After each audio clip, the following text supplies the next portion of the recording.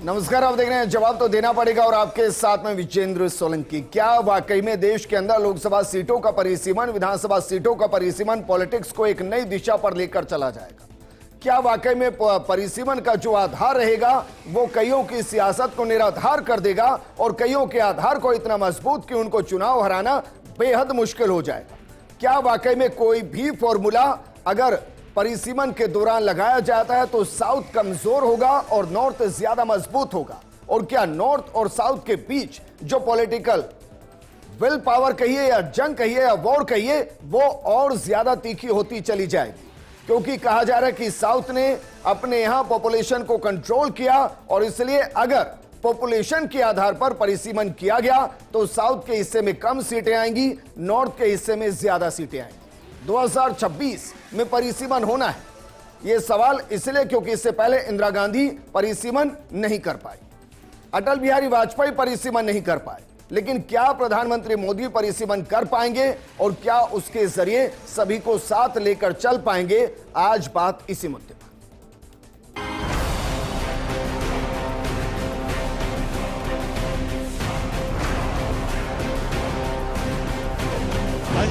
I think the delimitation issue requires much more talking to each other. There's a lot of important discussion. जब इन लोगों के vote bank खिसकते हैं तो ये लोग इसी प्रकार की क्षेत्रीयता की और भाषाई आधार पर बांटने की रविसंधि करते हैं। किसी राज्य को कोई नुकसान नहीं होने जा रहा है। ये एक हवा खड़ा करना चाहते हैं जिसमें सफल नहीं होंगे।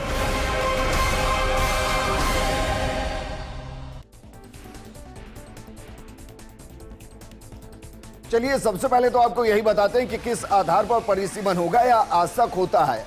माना जा रहा है कि जनगणना में देश की लगभग 150 करोड़ की आबादी पार हो जाएगी। ऐसे में 20 लाख की आबादी पर एक लोकसभा सीट और परिसीमन आयोग द्वारा तय की जा सकती है। अगर ऐसा होता है तो देश में 543 की जगह 753 लोकसभा सीटें हो जाएंगी, लेकिन इससे दक्षिण और उत्तर भारत में सीटों के अनुपात में बड़ा फर्क आएगा और इसी का डर दक्षिण भारतीय राज्यों के दलों को है। वर्तमान में 543 में से 129 लोकसभा सीटें दक्षिण भारतीय राज्यों से हैं और इन राज्यों में तेलंगाना है, आंध्र प्रदेश है, कर्नाटक है, तमिलनाडु और केरल शामिल। यानी लोकसभा में लगभग 24% दक्षिण भारतीय राज्यों से सीट आती है। अब अगर 20 लाख की आबादी से परिसीमन होता है तो दक्षिण भारत की सीटें बढ़कर 144 जरूर होंगी, लेकिन अगर हम 753 लोकसभा सीटों के हिसाब से उसे देखेंगे तो ये इस हिसाब से 19% होगा, यानी वर्तमान अनुपात से 5%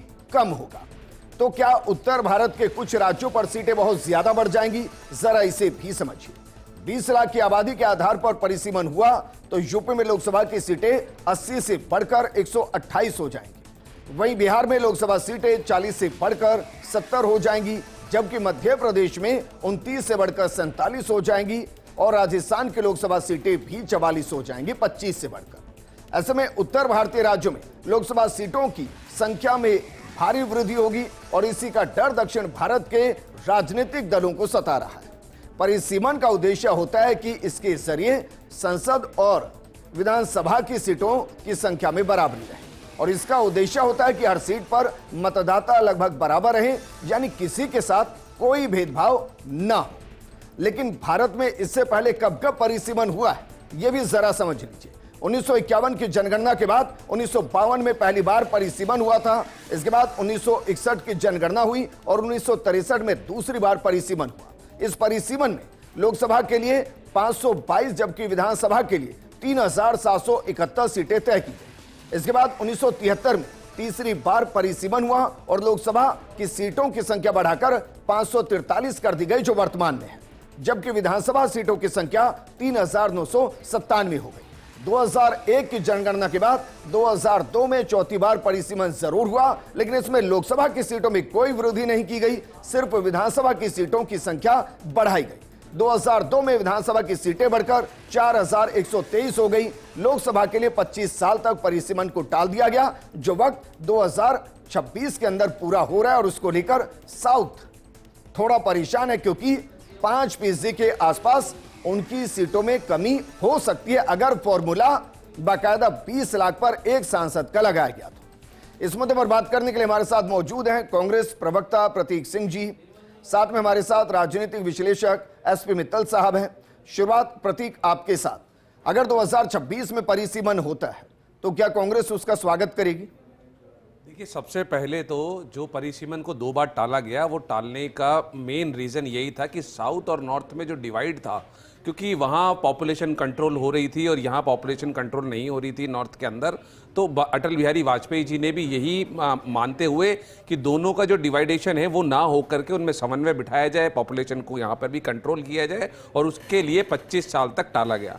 अब दूसरी बात यह है कि 26 में परिसीमन होगा या नहीं होगा, उसके पहले तो जनगणना होनी है, और जनगणना तो अभी तक शुरू नहीं हुई है, और जनगणना होने के लिए कम से कम 2 साल का समय चाहिए। उसके बाद में परिसीमन आयोग को भी कम से कम 2 साल का समय चाहिए, तो 4 साल तो अभी कम से कम है, और 4 साल बाद तो फिर लोकसभा के चुनाव आ जाएंगे। तो मुझे लगता है कि ये शगुफा बीजेपी ने छोड़ा क्योंकि नॉर्थ और साउथ का डिवाइड करना चाहते हैं, और निश्चित तौर पर आपने बोला 5% की कमी नहीं आएगी। अगर 20 लाख का आंकड़ा रखा गया तो 19.5% के उनकी सीटों में कमी आएगी, और जो यूपी और बिहार है 19.5%, यस सदर्न स्टेट्स के अंदर जो अभी 24% है, वो नहीं 19.5% रह जाएगी, अभी 24% 5% कह रहा हूं मैं। और अभी जो यूपी बिहार जो 32% है, वो बढ़कर के 38% तक चला जाएगा, मात्र यूपी और बिहार भी। तो मुझे लगता है कि अगर उन्होंने अपनी पॉपुलेशन कंट्रोल की, उन्होंने सारी चीजें करी, तो उसका खामियाजा कम से कम साउथ के स्टेट्स को, उसका खामियाजा नहीं होना चाहिए। अमित शाह जी ने भी बोला है कि पूछता हूं भाई, मेरे पास वाकई में आंकड़ा नहीं है, जरा बताइए साउथ के राज्यों की जन्म दर क्या है और नॉर्थ के राज्यों में जन्म दर क्या है, प्रजनन दर क्या है, बताइए सर। साउथ के राज्यों में 2 के नीचे और नॉर्थ के राज्यों में 2 के ऊपर है, पता कर लीजिएगा। 1.9 है साउथ के अंदर, हाँ। और जो नॉर्थ है वहां पे 2.7 2.8 के आसपास है। तो इसलिए, और जो आप जो बता रहे हैं, तो मैं आपको ये भी बता देता हूं कि उत्तर प्रदेश में 80 से बढ़कर के 120 सीटें हो जाएगी, अगर 20 लाख का आंकड़ा अगर आप जो बता रहे हैं। 144, ये 80 से बढ़कर के 120 हो जाएगी। बिहार में 40 से बढ़ के 70 हो जाएगी, मध्य प्रदेश में 29 से बढ़कर के 47 हो जाएगी, और राजस्थान में 25 से बढ़कर के 44 हो जाएगी। जबकि केरला में 1 सीट कम हो जाएगी, तमिलनाडु के अंदर मात्र 2 सीटें बढ़ेगी। मुझे बताइए, क्या भाई ये राज्यों का चुनाव होना है या देश का चुनाव होता है? नहीं, और जब हम कहते हैं कि वी आर द पीपल, हम भारत के लोग, 100% हम भारत के लोग हैं ना, हम तेलंगाना के लोग थोड़ी ना है लोकसभा के चुनाव में। पीपल ऑफ इंडिया, आंध्र के चुनाव थोड़ी ना है, we the people of India, Andhra के थोड़ी ना है, राजस्थान के थोड़ी ना, मध्य प्रदेश के थोड़ी ना है। बताऊंगा जहां से आप पढ़ रहे हैं कि we the people of India, उसी में लिखा हुआ है India is a union of states, तो आपको स्टेट्स की भी बात सुननी पड़ेगी। कमाल कर लिखा हुआ है ना वहां पे, विधानसभा चुनाव वहां लिखा हुआ है कि नहीं लिखा? चुनाव वहां के विधानसभा के, अरे संविधान में लिखा हुआ है, आरक्षण थोड़ी ना हो गया, संविधान में लिखा हुआ है। ये कह रहे हैं प्रतीक की लोकसभा की सीटें भी आरक्षित हो गई हैं। अगर किसी को कितना मिला है किसी आधार पर, तो आज भी उतना ही मिलेगा। पहले तो मुझे ये बताइए कि संविधान में क्यों लिखा फिर we are the union of states? सही है वो, क्यों लिखा? बिल्कुल सही है। तो फिर वो बिल्कुल सही है। फिर अमित शाह क्यों बोल रहे हैं कि प्रो रेटा बेस पे हम करने की कोशिश करेंगे? फिर क्यों बोल रहे हैं? पॉपुलेशन के आधार पर होगा, किस आधार पे होगा? फिर उन्होंने, अमित शाह ने कई जगह बोला प्रो रेटा बेस पे करेंगे। एक अलग ही सिचुएशन हो गई भाई।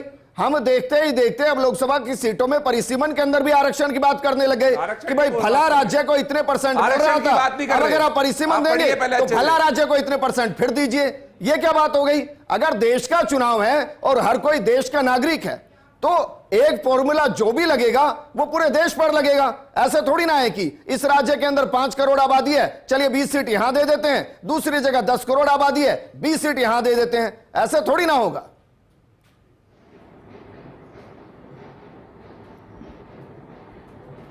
देखिए विजेंद्र, ये जो देश के पूरे देश अखंड है, पूरे देश के अंदर एक समान नीति लागू होगी लोकसभा चुनाव को लेकर। मुझे ये लगता है कि क्या नाम से ये कोई मायने नहीं रखती ये बात कि दक्षिण के राज्यों की सीटें कम हो जाएगी, उत्तर के राज्यों में सीटें बढ़ जाएगी। जो फार्मूला है लोकसभा चुनाव के सीटों का, वो आबादी के हिसाब से ही है, पहले भी होता रहा है। 1976 में जब हुआ, जब देश की आबादी 55 करोड़ मानी गई थी, तब क्या नाम से 443 सीटें रखी गई। आज देश की आबादी 145 करोड़ है, तो क्या आप 145 करोड़ को विभाजित नहीं कर? आप क्या चाहते हैं? आप, मेरे समझ में नहीं आ रहा। 2002 में परिसीमन क्यों डाल दिया था अटल जी ने? की बैठक हुई, क्या उन्होंने आधार लिया था? प्रतीक भाई, उससे पहले इंदिरा गांधी जी भी टाल चुकी है। अटल जी भी तो टाले ना वहां उसके भी बाद सही, में। उसके बाद 50 में साल अटल से जी- परिसीमन हुआ ही नहीं अरे है। अटल जी ने भी तो टाला, क्या बेस क्या था कोई उसका? ना करे? क्या बेस नहीं करिए ना भाई अगर इंदिरा जी भी ना करे, अटल जी भी ना करे, तो क्या मोदी जी भी ना मैंने तो करे? बोला करिए। आप अमित शाह ये क्यों कहते घूम रहे हैं कि प्रो डेटाबेस पे हो जाएगा? फिर कोई मोदी जी कुछ और कह रहे हैं, अमित शाह कुछ और कह रहे हैं, आप कुछ और कह रहे हैं, फिर क्यों आप ये भाई चबूबा छोड़ रहे हैं? मेरा सवाल ये नहीं, मेरा सवाल ये कि अगर कोई देखिए- फॉर्मूला लगेगा तो पूरे देश पर लगेगा ना सर। मेरा सवाल आपसे राज्यों के है, आधार पर तो नहीं मेरा लगेगा। सवाल भी आपसे है एसपी कि मित्तल साहब, देश आप के पूरी कीजिए। होम मिनिस्टर ये जो बोल रहे हैं प्रो डेटाबेस पे कर देंगे, एसपी मित्तल फिर आप साहब, प्रधानमंत्री कुछ ये- और बोल रहे हैं, होम मिनिस्टर कुछ और बोल रहे हैं। एक समन्वय तो आपस में रखिए कम से कम। नहीं विजेंद्र, बोलिए प्रतीक सर। जी सुनिए, प्रतीक जी सुनिए ना। आप देश देखिए देश जो है ना, वो देश जो है वो राज्यों से नहीं आका जाता कि दक्षिण के राज्यों की क्या स्थिति है या उत्तर के राज्यों की क्या स्थिति। देश देखिए पूरा देश होता है, और जो एक सांसद होता है वो पूरे देश का प्रतिनिधित्व करता है। ऐसा नहीं है कि वो क्या नाम से किसी एक संसदीय क्षेत्र का प्रतिनिधित्व कर, उसको ये माना जाता है वो पूरे देश का प्रतिनिधित्व करता है, इसीलिए संसद में उसकी आवाज को रखा जाता है। आप बताइए, अभी 543 सीटें हैं, जबकि ये सीटें 750 विजेंद्र भाई, 10 होनी सेकंड चाहिए। आप क्यों नहीं करना चाहते? मेरा ना, जब इसकी प्रक्रिया शुरू हुई है और अभी प्रतीक जी ने कहा कि अभी क्या नाम से परिसीमन होगा, फिर आयोग बैठेगा, फिर जनगणना, इससे पहले जनगणना होगी, तो हो जाने दीजिए ना। आप नहीं, लेकिन प्रतीक इस मामले में तो सही है। और जिस भाई तरीके इस मामले में तो प्रतीक सही। हमारे साथ दामोदर शर्मा जी जुड़ गए हैं, रिटायर्ड IAS हैं। हमारे साथ AK सिंह साहब जुड़ गए हैं, विषय विशेषज्ञ हैं। AK सिंह साहब, भाई प्रतीक ये तो सही कह रहे हैं कि अगर आप परिसीमन करेंगे तो जनगणना के आधार पर करेंगे। जनगणना देश में हुई नहीं है, अगर शुरू भी कर देंगे तो 2 साल कम से कम चाहिए, उसके बाद परिसीमन करने के लिए जो भी समिति बनेगी उसको 2 साल चाहिए।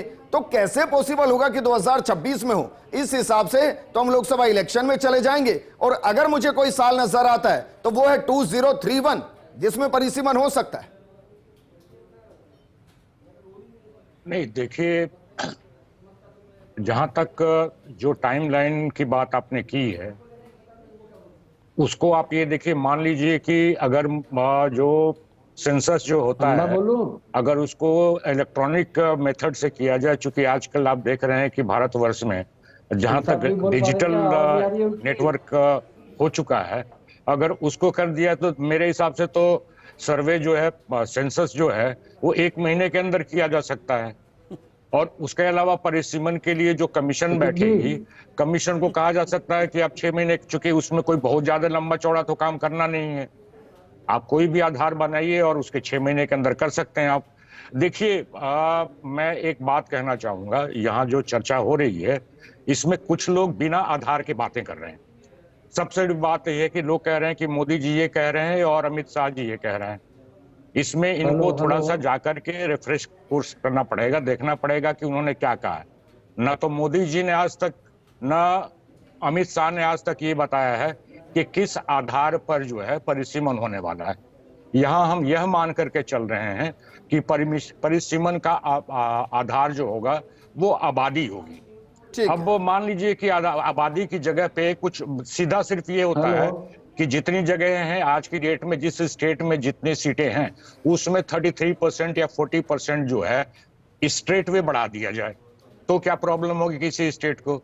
और दूसरी ये जो कि जॉर्ज सोरोस वाली जो लेकिन AK सिंह साहब, मैं माफी के साथ ही आपको रोक रहा हूं भाई। ये क्या फिर लोकतांत्रिक व्यवस्था में जो एक वोट की कीमत है, क्या उस पर कुठाराघात नहीं होगा? एक जगह 12 लाख लोग एक सांसद को चुन रहे होंगे, एक जगह 25 लाख लोग एक सांसद को चुन रहे होंगे।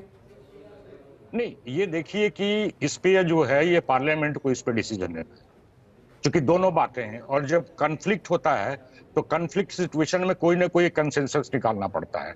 उसमें हो सकता है किसी एक पार्टी को लगे कि हमें मतलब कि घाटा हो रहा है, दूसरी पार्टी को लगे कि हमें फायदा हो रहा है। तो लेकिन सर ये तो देश का चुनाव होगा ना, किसी स्टेट का थोड़ी ना, किसी पार्टी का थोड़ी ना, भाई देश का चुनाव होगा ना।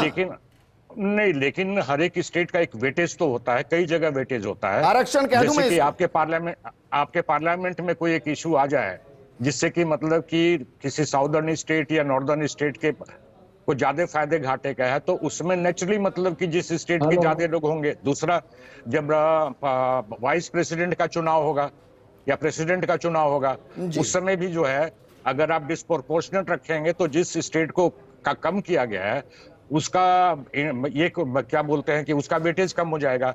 अंततः ये जो कि सर मैं इसको नहीं समझ पा रहा, वाकई में नहीं समझ पा रहा हूं। एसपी मित्तल साहब, मैं 2 उदाहरण लेता हूं भाई। अगर मैं पॉपुलेशन में जाता हूं तो उत्तर प्रदेश ये सबसे बड़ा देश है, तो पॉपुलेशन के हिसाब से उसकी सबसे ज्यादा सीटें होंगी। अगर मैं क्षेत्रफल पर जाता हूं तो राजस्थान सबसे बड़ा स्टेट है। आप क्षेत्रफल पर आएंगे और क्षेत्रफल के आधार पर डेवलपमेंट को देखेंगे तो सबसे ज्यादा फिर सीटें आनी चाहिए राजस्थान में। राजस्थान ने तो कभी नहीं कहा कि उधर 80 सीटें, हमारे यहां 25 सीटें। अगर कोई फॉर्मूला होगा तो वो पब्लिक के हिसाब से होगा ना।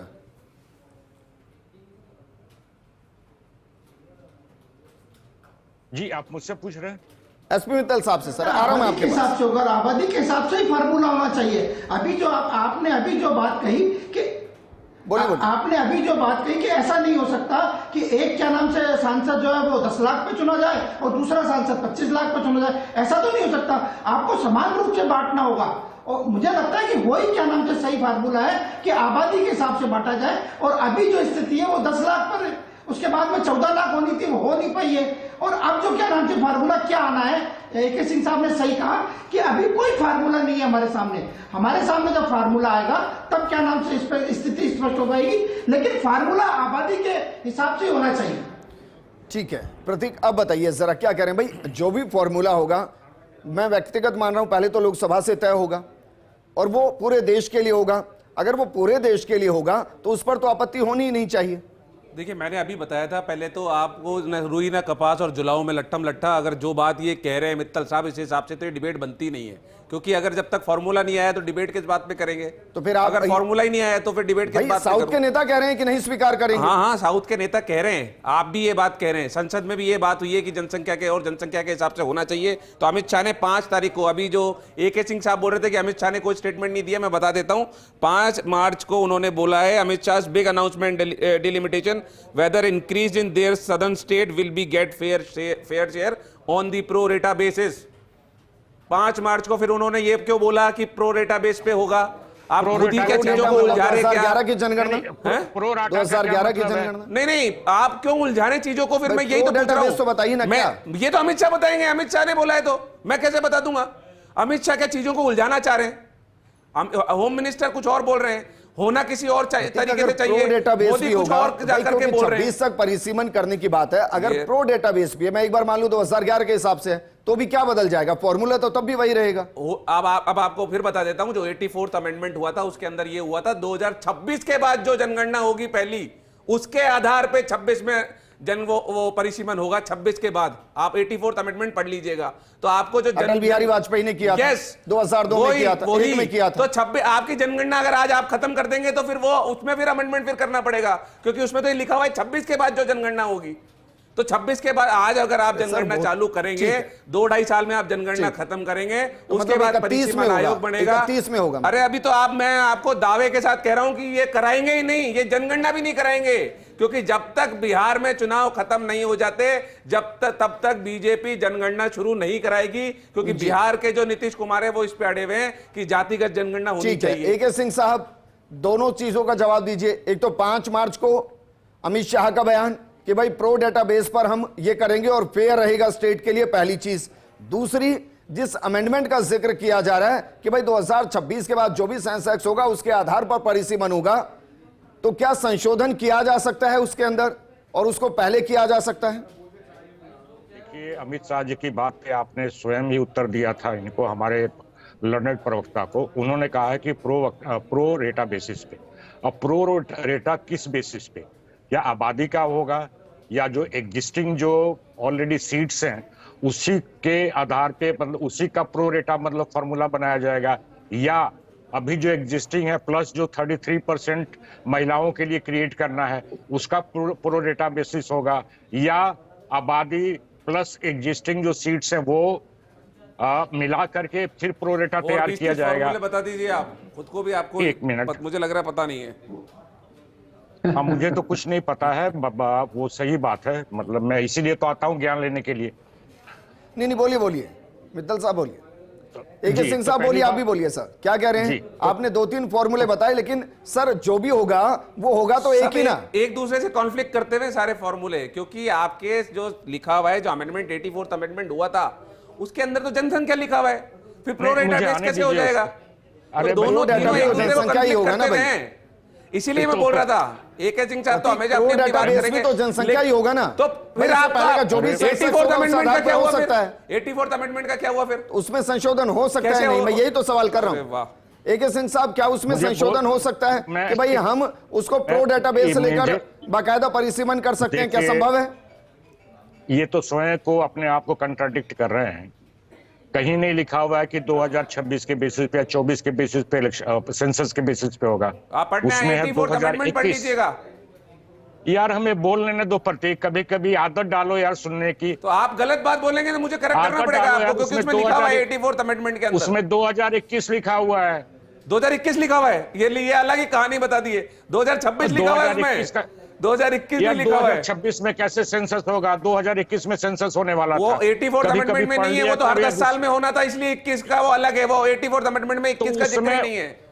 तो उसमें 2021 का जिक्र नहीं इसलिए है। तो मैं कह रहा हूं। नहीं प्रतीक, उसको आप भी क्रॉस चेक कीजिए, उसमें 2026 अरे तक मेरे परिसीमन पास होना है। तो मैं परिसीमन को रोका मेरे गया पास- 2026 तक, मैं- सेंसेक्स को नहीं रोका अच्छा, गया। आप बोल- आप मैं- दोबारा एक बार चेक कर लीजिए, कोई बात नहीं। पढ़ दूं आपको, बोलो तो आप निकालिए, हाँ मैं पढ़ देता हूं आपको। निकालिए आप आराम से, कोई बात नहीं। हाँ, मैं पढ़ एसपी दूंगा। मित्तल साहब, क्या ये एक और लिटमस टेस्ट है जो शुरू कर दिया गया है कि भाई एक और कंकर को उछाल कर देखते हैं रिएक्शन क्या आते हैं?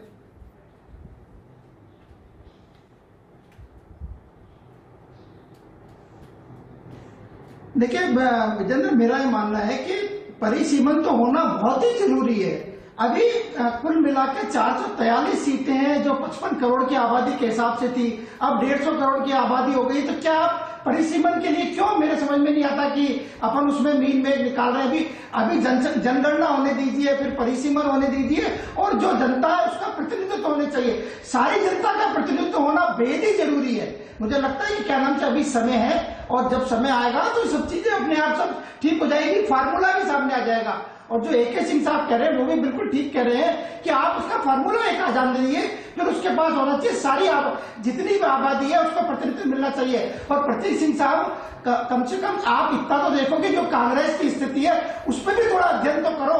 पश्चिम बंगाल में आपकी विधानसभा में 1 सीट नहीं है, आपकी क्या नाम से और कई राज्यों के, यूपी के अंदर आपकी 4-5 सीटें हैं। आप कुछ ऐसा भी तो कीजिए कि ताकि कांग्रेस को भी लगे कि कांग्रेस की अच्छी स्थिति में।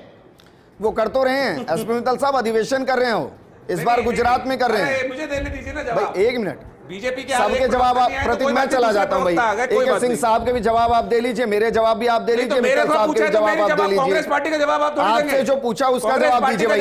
आपने डॉक्यूमेंट निकाला ना, पढ़िए 84th पढ़िए अमेंडमेंट में ये रहा। पढ़िए। 84th अमेंडमेंट के अंदर लिखा हुआ है कि 2026 मतलब 2026 के बाद में जो जनगणना होगी उसके बाद में 2026 के अंदर आएगा। पढ़ दिया मैंने, तो ये रहा मेरे पास, मैं आपको ट्वीट करके भेज दूंगा, आप बता दीजिए, चैनल पे चला दीजिएगा।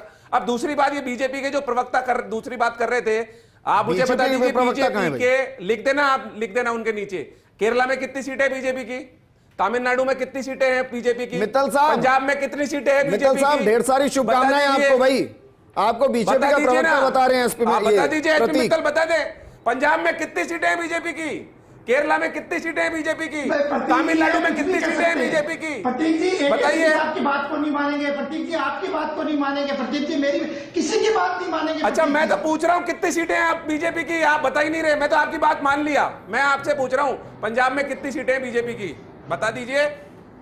तमिलनाडु में कितनी सीटें हैं बता दीजिए, केरला में कितनी सीटें हैं बता दीजिए। अब आप बता नहीं पा रहे,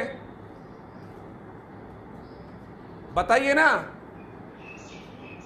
नहीं, मैं बीजेपी की सीटें मैं क्यों बताऊंगा?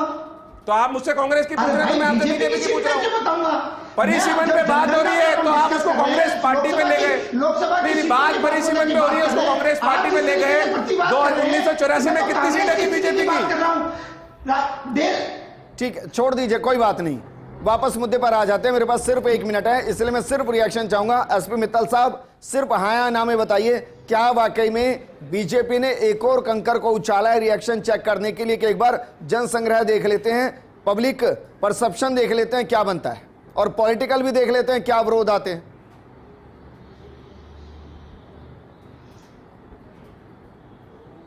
देखिए, भारतीय जनता पार्टी एक राजनीतिक दल है। यदि आप जो बता रहे हैं यदि ऐसा भी है तो उसमें कोई मुझे लगता नहीं कि कोई उसमें बुराई की बात है। जनगणना होने दीजिए, मैं बार बार कह रहा हूं कि जनगणना होने उसके बाद फार्मूला आएगा। ठीक तो है, फिर क्या नाम से सबको ठीक है। ए.के. सिंह साहब फाइनल कमेंट। भाई ये तो तय है ना कि पहले जनगणना होगी उसके बाद फिर बाकायदा परिसीमन होगा, या ये भी संभावना हो सकती है कि जो इससे पहले की कोई भी जनगणना है जो पहले से डाटा मौजूद है उसके आधार पर परिसीमन कर दिया जाए? बिल्कुल, अगर लोकसभा चाहे, चूंकि ऐसा तो है नहीं कि मतलब कि कोई पत्थर पे लिखी हुई, हर एक अमेंडमेंट जो एक पत्थर पे लिखी हुई चीज होती है जिसका कि अमेंडमेंट नहीं किया जा सकता है। ठीक है, अगर लोकसभा राज्यसभा चाहे कि भैया 2021 के बेसिस पे किया जाए। और दूसरी बात देखिए, जो अमेंडमेंट है उसमें यह लिखा हुआ है कि until the first census after 2026, बस until the first, एक मिनट सुन लो, एक मिनट प्रतीक सुन लो, एक बार सुनो, प्रतीक सुन लो। बोलिए सर, बोलिए, मेरे पास वक्त नहीं है, बोलिए, आप बोलिए सर। अरे मैं यही बोल अरे रहा भाई था एक सर। मिनट प्रतीक, एक मिनट भाई, सुनने दीजिए प्लीज। फर्स्ट सेंसस आफ्टर 2026, अगर सरकार ने 2027 में सेंसस कर लिया तो, और 2028 में डिलिमिटेशन करके 2029 आपने खुद मेरी बात को सही साबित कर दिया। तो 2029 के लोकसभा चुनाव में फिर डिलिमिटेशन के हिसाब से हो जाएगा। तो देखिए, जो राजनेता होते हैं या जो पॉलिसी मेकर्स होते हैं वो प्रॉब्लम्स का सॉल्यूशन निकालते हैं, प्रॉब्लम को और कॉम्प्लिकेट नहीं करते। तो मेरे हिसाब से सॉल्यूशन निकल जाएगा। चलिए, शुक्रिया हमारे साथ जुड़ने के लिए। प्रतीक, आपका भी शुक्रिया, और एसपी मित्तल साहब आपका भी शुक्रिया। परिसीमन दो मायनों में जरूरी है, एक पॉपुलेशन के हिसाब से प्रतिनिधित्व मिले, और दूसरा डेवलपमेंट के हिसाब से ज्यादा पैसा मिले, क्योंकि एक सांसद अपने संसदीय क्षेत्र के लिए भी काम करता है और नीति निर्धारण के लिए भी। जब भी परिसीमन होगा एक फॉर्मूले के आधार पर होगा, पूरे देश के लिए। नमस्कार।